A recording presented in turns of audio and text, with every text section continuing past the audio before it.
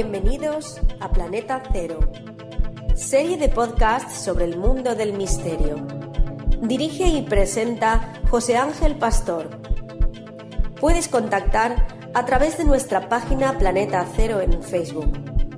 Esperamos que disfrutes con el apasionante tema que te presentamos hoy.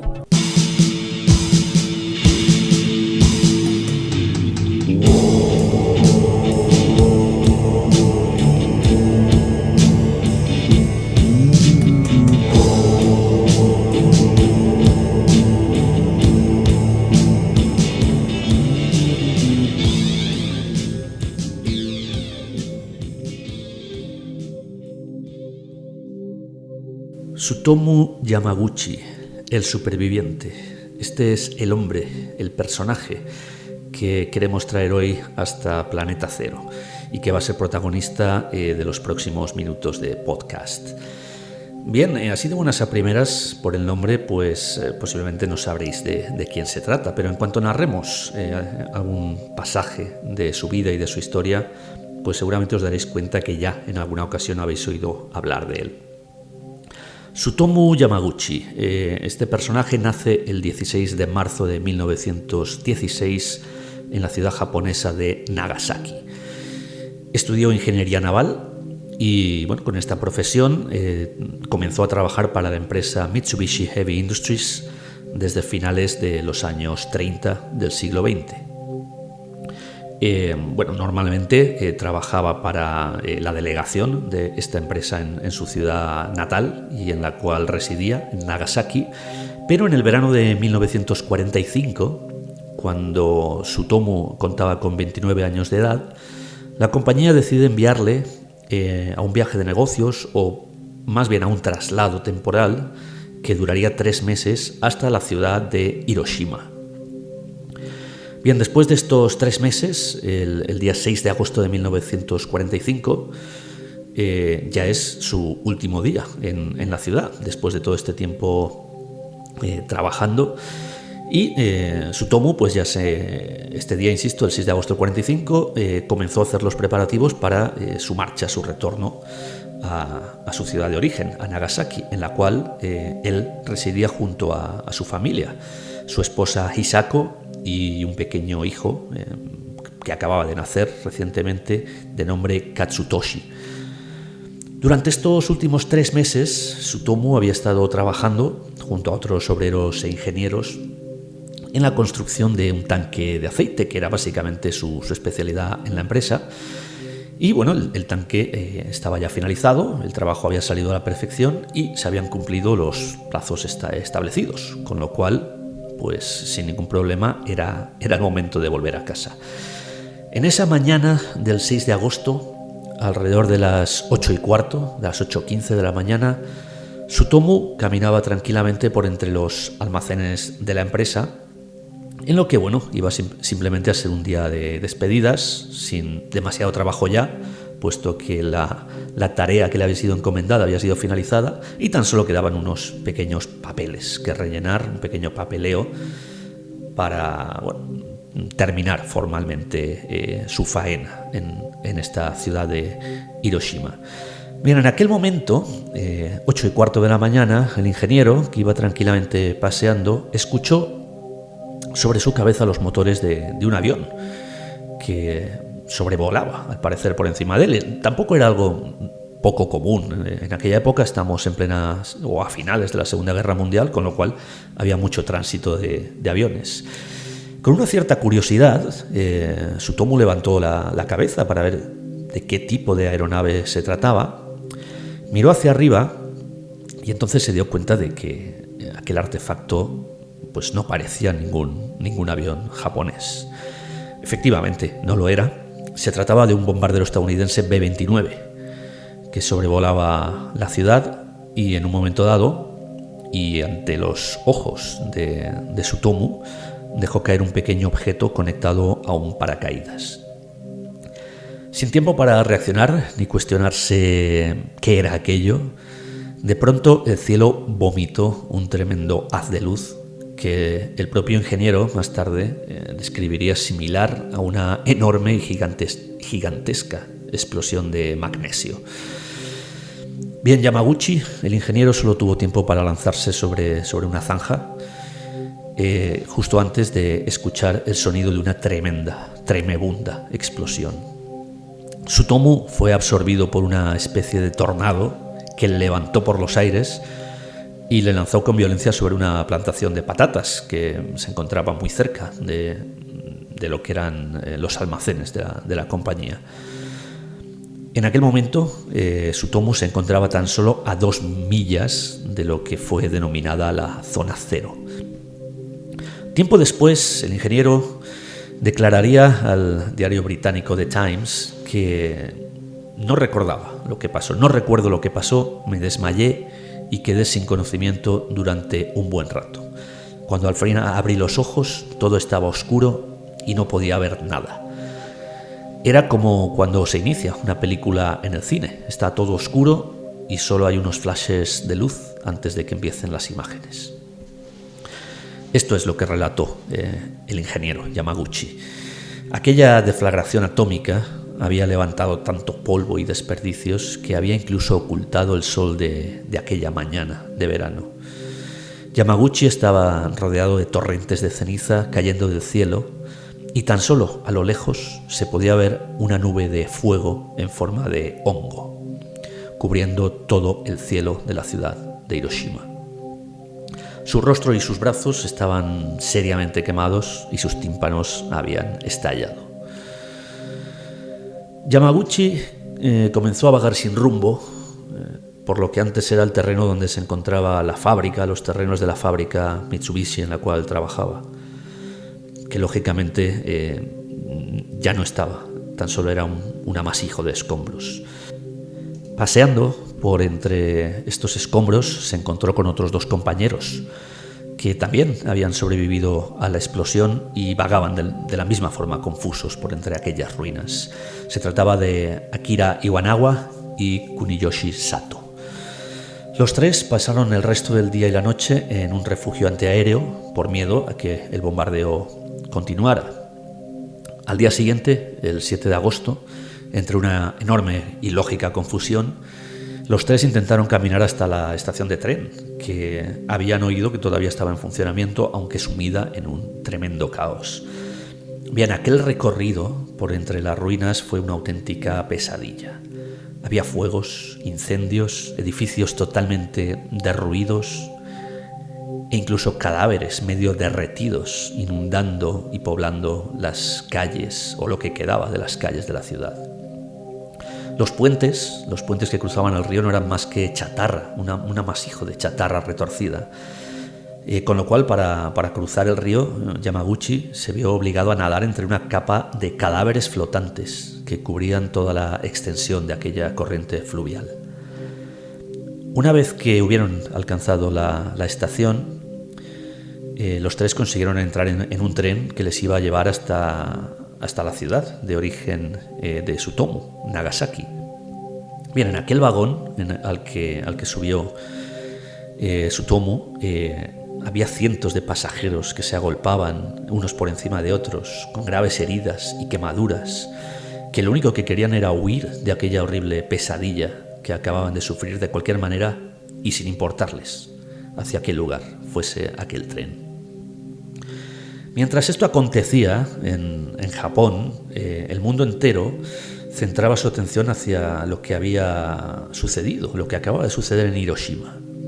El presidente estadounidense Harry Truman daba un discurso confirmando la utilización de una bomba atómica y se llenaba la boca, se mostraba muy orgulloso ante el impresionante poder de esta nueva arma y hacía responsables de su utilización a los propios japoneses, que habían sido, según él, quienes habían llevado la guerra al lejano oriente. Aquel bombardero B-29 era el que fue conocido o apodado como Enola Gay. El avión había despegado de la isla de Tinian, en las Marianas del Norte, y tras sobrevolar 1500 millas había detonado un artefacto atómico al que, curiosamente y de una forma un tanto graciosa, aunque supongo que en Japón haría bastante poca gracia, este artefacto atómico había sido bautizado Little Boy. y efectivamente era esta la bomba atómica que había surcado los cielos de Hiroshima. La explosión había matado a 80.000 personas en el acto y decenas de miles fallecerían en las semanas posteriores. El presidente Truman avisaba también de que si Japón no se rendía, vería caer, y estas son palabras de Truman, vería caer una lluvia de dolor desde los cielos como nunca antes se había visto sobre la faz de la Tierra. Y bien, regresamos a Japón y regresamos a la truculenta y terrible aventura que Tsutomu está sufriendo. Cuando el ingeniero llega finalmente a Nagasaki en la mañana del 8 de agosto, acude directamente al hospital. El doctor que se ocupó de él resultó ser un viejo compañero de la escuela, pero las quemaduras que sufría el ingeniero eran tan severas y su rostro estaba tan deformado por ellas que en un principio no pudo reconocerle. Y absolutamente lo mismo le sucedió cuando finalmente pudo llegar a casa con su familia. Incluso su madre, la madre de Tsutomu, viendo aquella figura medio quemada y llena de vendajes, se llegó a pensar que era un fantasma. A pesar de encontrarse en una situación física casi al límite, el honor japonés y el compromiso de Tsutomu con su trabajo hizo que se levantara de la cama en la mañana del día siguiente, del 9 de agosto, y acudiese a su puesto de trabajo en las oficinas de Mitsubishi en la ciudad de Nagasaki. Alrededor de las 11 de la mañana tuvo que asistir a un meeting con un director de la compañía que solicitaba un informe completo sobre todo lo acontecido en Hiroshima, de lo cual pues apenas había vagas noticias llegando de la ciudad. Así pues, el ingeniero pues intentó recordar de forma confusa todo lo acontecido en aquella funesta mañana del día 6, la luz cegadora, la explosión ensordecedora, y ante este relato su superior le acusó directamente de haberse vuelto completamente loco e inventarse semejante e increíble historia. Para él, para el director, como para cualquier otra persona de aquella época, era absolutamente inconcebible el hecho de que una sola bomba pudiera destruir una ciudad entera de aquella manera. Y el propio Tsutomu tampoco acababa de explicárselo del todo. Y bueno, intentaba justificarse y explicar aquello de la mejor forma posible. Bien, en mitad de esta extraña conversación, de pronto, el paisaje que se veía a través de la ventana de la oficina explotó, produciendo un flash cegador de luz blanca que inundó todo el campo visual e incluso alumbró de forma espeluznante el interior de aquella habitación, de aquella oficina en que se encontraban. Tsutomu cayó abatido de su silla justo un segundo antes de que la onda expansiva sacudiera la oficina y los cristales de las ventanas saltaran en 1000 pedazos, mezclados con todo tipo de escombros provenientes del exterior. Tsutomu describió la situación al periódico The Independent años después. Dijo: en ese momento pensé que aquella nube en forma de hongo me había seguido desde Hiroshima. Esto era lo que pensaba en aquel momento un confuso Tsutomu. Bien, la bomba atómica que sacudía en aquel momento Nagasaki era incluso más potente que la que anteriormente había caído sobre Hiroshima. Pero por suerte, el relieve montañoso de la ciudad y las modernas y reforzadas construcciones de los edificios atenuaron la explosión, especialmente dentro de la oficina en que se encontraba el ingeniero. Aún así, sus vendajes saltaron por los aires y su cuerpo fue sacudido por otra gran dosis de aquella radiación cancerígena. Pero nuevamente, y por segunda vez en 3 días, conseguía sobrevivir, a pesar de encontrarse otra vez a 2 millas de la zona cero de la explosión. Tsutomu consiguió salir del edificio Mitsubishi por entre las ruinas de lo poco que quedaba de él, que básicamente era solo su esqueleto metálico. Corrió a casa, lógicamente en busca de su familia, y se temió lo peor al encontrar que la mitad de la vivienda había sido reducida a polvo y escombros. Pero por suerte, su esposa y su pequeño hijo no se encontraban en la vivienda en el momento de la explosión. La mujer había salido a comprar una pomada para tratar las quemaduras de su marido, encontrándose a una relativa distancia, segura distancia, de la explosión cuando esta aconteció y refugiándose en un túnel en cuanto comenzó la onda expansiva. Esto desde luego era un curioso giro del destino, puesto que lo que había salvado a su familia, puesto que si Yamaguchi no hubiera sido herido con aquellas quemaduras en Hiroshima, su familia seguramente habría perecido, ya que habrían estado en casa en el ataque a Nagasaki, durante el ataque a la ciudad.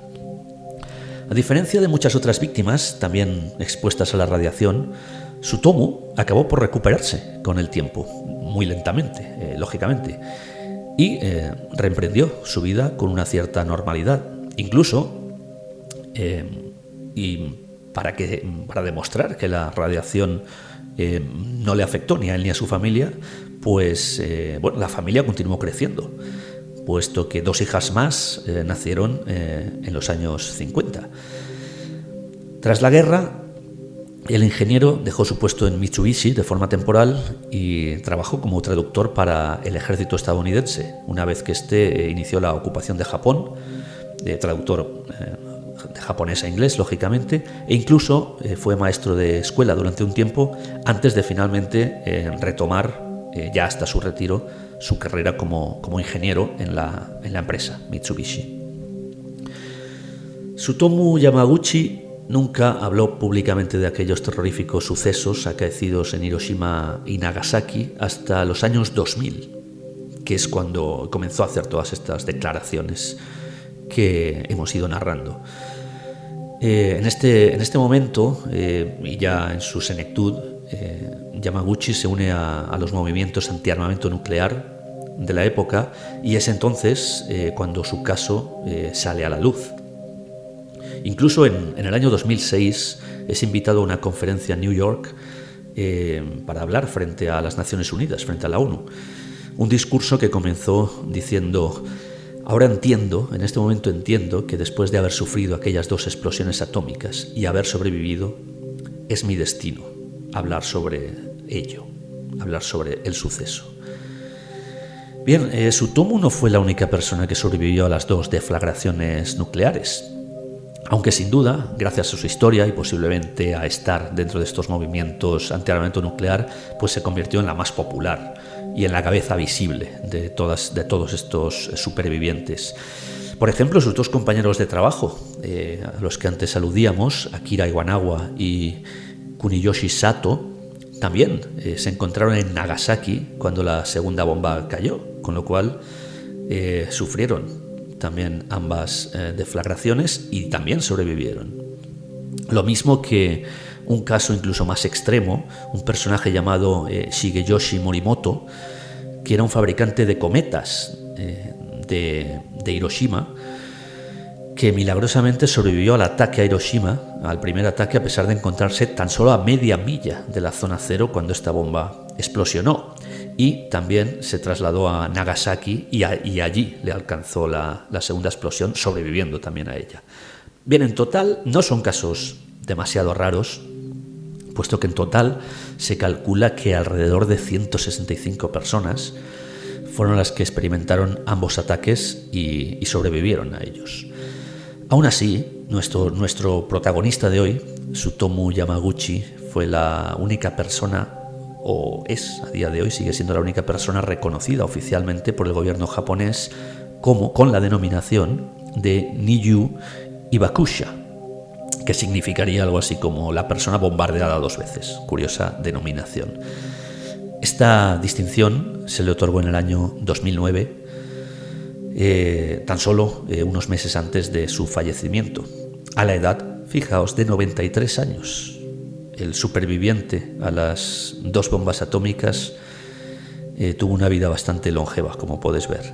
Murió, como digo, con 93 años el 4 de enero de 2010. Y aquí es donde acaba esta interesante y curiosa historia que hoy os quería traer hasta Planeta Cero, la historia de Tsutomu Yamaguchi, el superviviente. Espero que os haya gustado. Hasta una próxima ocasión.